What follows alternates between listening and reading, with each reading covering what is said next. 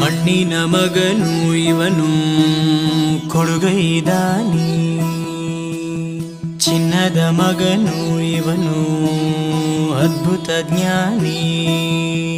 ಜನಸೇವೆಗೆಂದೇ ಹುಟ್ಟಿರುವ ದೇವರ ಕುಲವೋ, ಇವರ ನೆರಳೆ ಬಡವರಿಗೆ ನೂರಾನೆಯ ಬಲವೋ. ಈ ಮಣ್ಣಿಗೂ ಇವರ ಋಣವೈತೆ, ಪ್ರತಿ ಉಸಿರು